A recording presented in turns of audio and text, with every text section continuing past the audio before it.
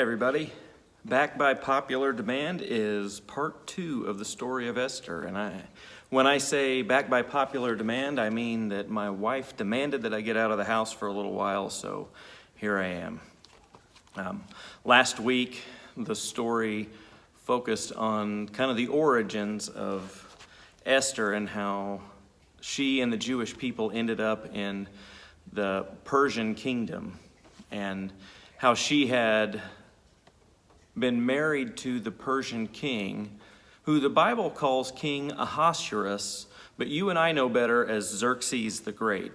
So this king that Esther is married to would be the same one from that silly movie, The 300.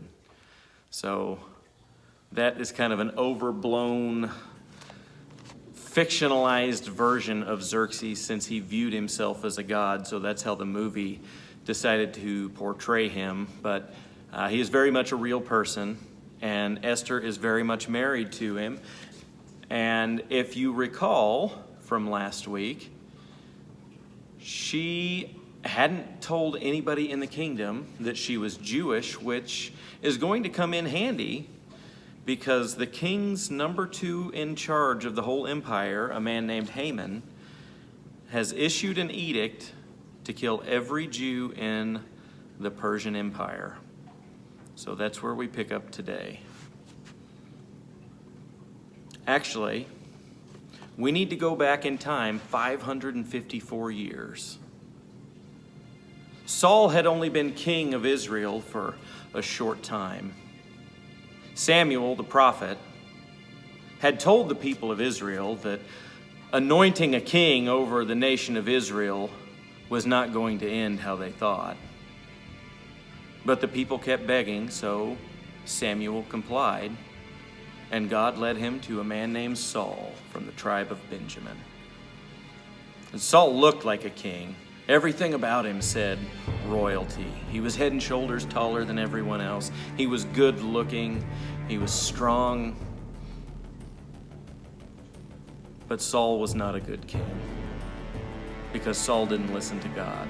You see, there was a group of people called the Amalekites. And when Israel had come out of Egypt in the Exodus, and they were traveling to the Promised Land, the Amalekites came and attacked Israel, completely unprovoked. And God swore right then and there that he would make them pay for what they'd done.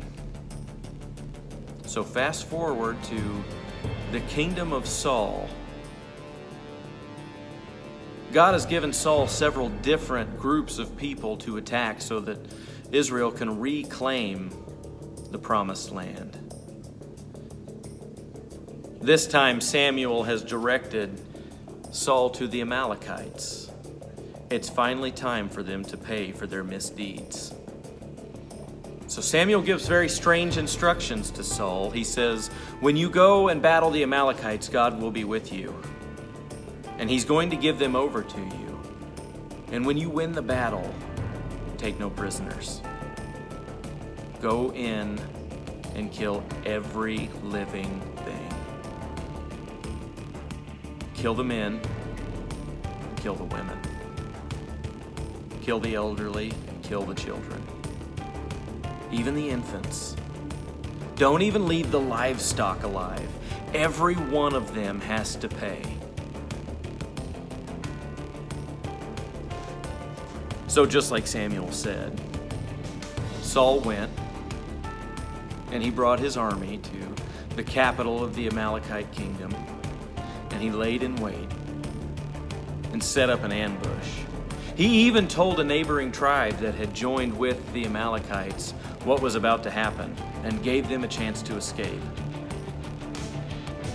But Saul was going to rout the Amalekites. Well, after the battle was over, Samuel, who had been one of the judges of Israel and was still the prophet of God, went to Saul's camp to inspect. Now, he woke up that morning knowing that today would be the last day that Saul was God's anointed king. but that's all the details that he knew. So Samuel walked into the camp, and he was met very warmly by Saul. And Saul explained to him how, just like God had said, the Amalekites had been given over to him, and he routed them. It was one of the most lopsided defeats in the history of Israel. And Saul puffed his chest up a little bit. He was very proud of what he'd done. In fact, he'd even built a monument to himself. And as he was explaining all of his exploits and all of the great things that he did to Samuel, Samuel heard something strange. And as Saul was going on and on about who he thought he was, Samuel said, No. Wait, what is that bleating of sheep in my ears? And that lowing of cattle that I hear? Didn't God tell you to kill every living thing?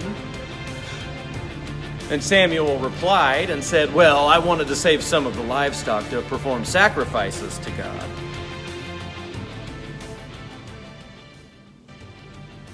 Samuel leaned forward, narrowed his eyes, and said, You had very specific instructions. Disobedience to God is something that is just as sinful as divination, consorting with spiritualists and mediums and fortune tellers. Now, this is Samuel foreshadowing the future of Saul. But that's a story for another time. Saul realized what he'd done. Samuel turned to leave in a huff. Samuel was furious. And he said, Your kingdom is going to be taken away from you. God has left you. And as he turned to leave, Saul reached out and he grabbed Samuel's robe. And when he grabbed it, it tore. And Samuel turned and he spat at him and said, In just the same way, your kingdom is torn from you today, and it's been given to another. And Saul begged and pleaded. There must be something that Samuel can do. He's the one that speaks to God. In an effort to regain God's favor, Saul calls and he has the king of the Amalekites, King Agag, brought out to show off to Samuel. And says, See, I've even caught the king. He's been delivered into my hands because of God. Surely he won't take my kingdom away. Samuel didn't really say anything. He just took the sword from Saul's belt and slaughtered King Agag on the spot. The Bible says that he was cut into bits. And Samuel left.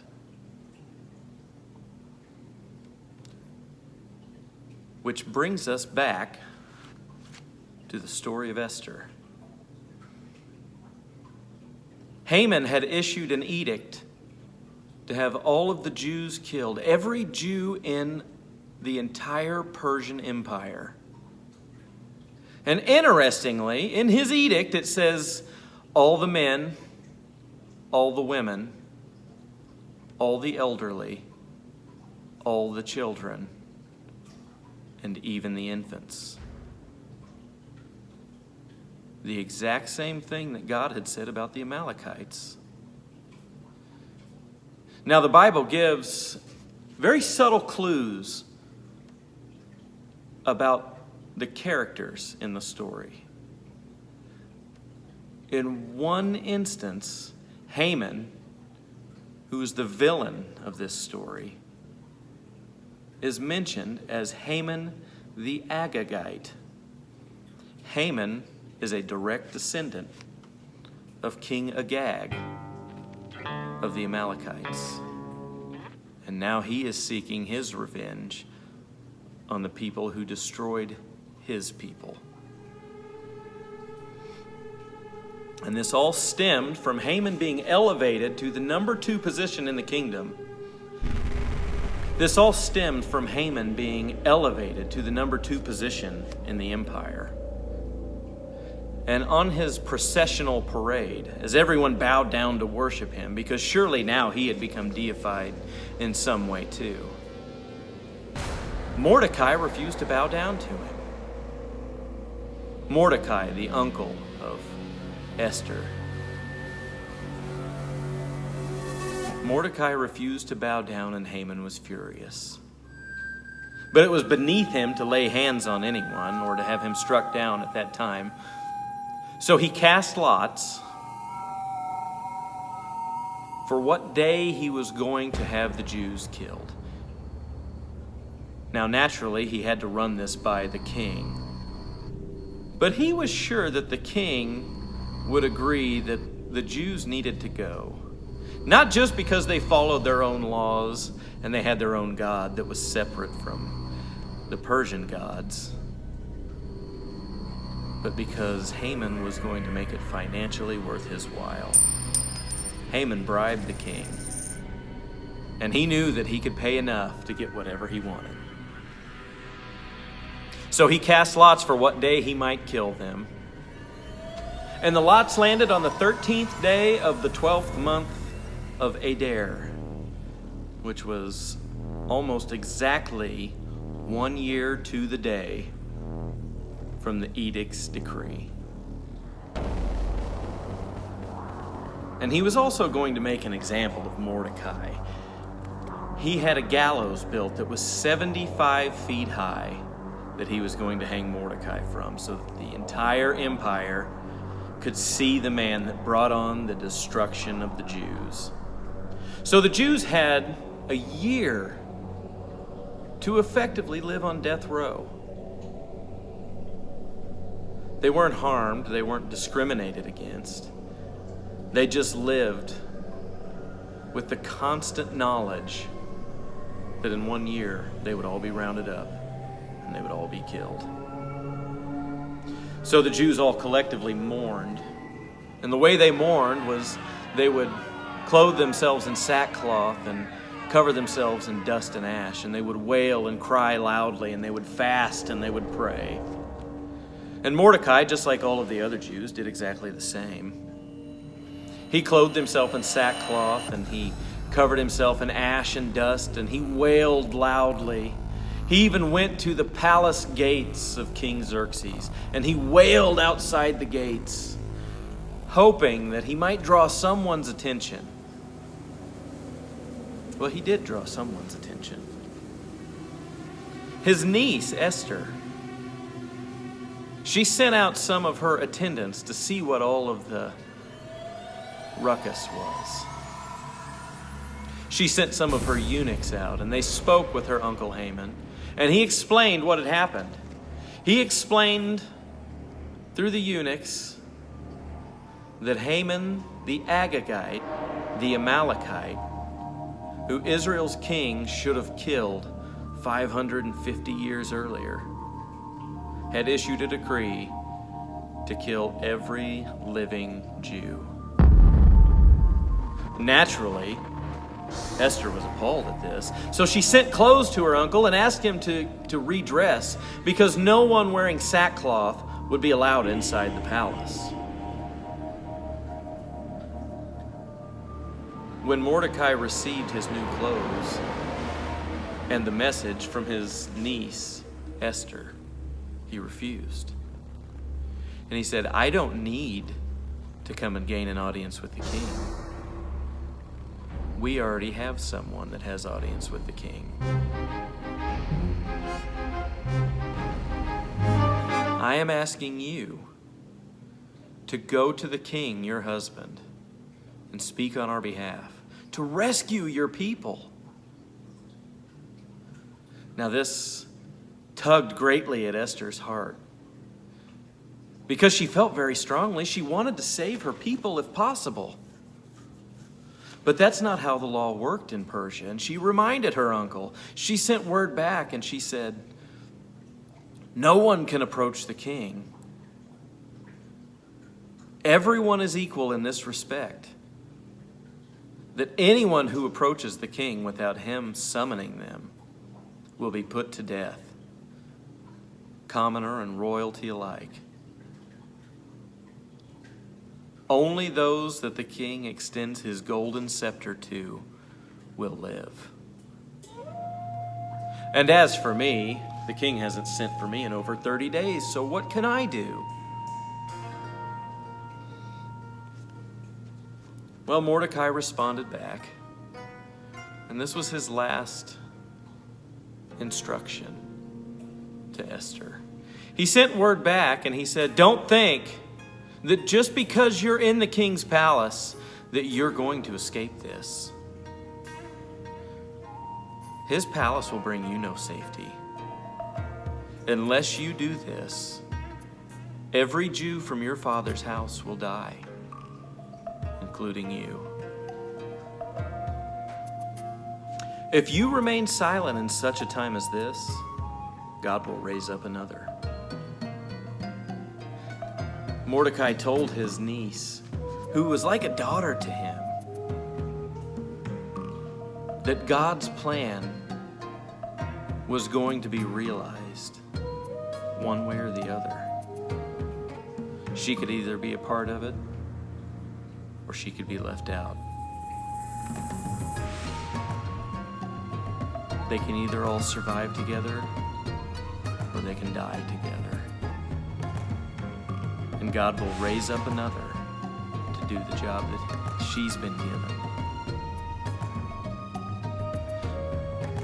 But Mordecai closes by saying, but maybe you are the one that has been raised up for just such a time as this. Maybe God has put you in the position that you're in for just this situation. Well, that convinced Esther. Mordecai's words pierced her heart. When Esther heard her uncle Mordecai's words, at first it hit her very hard. At first it devastated her. But then, in her weeping, the corner of her mouth turned up in a wry smile. And she sent word back to Mordecai. And she said, gather all the Jews in the city. Everyone that you can find, gather them all together. And everyone fast for 3 days. Tell everyone, take no food and no drink for 3 days and 3 nights, and pray on my behalf. And I and my attendants will do the same. We will fast and we will pray for 3 days. And after that, I'll go to the king, even though it's against the law. And if I die, I die. But I've got an idea, and it just might work. We will get by.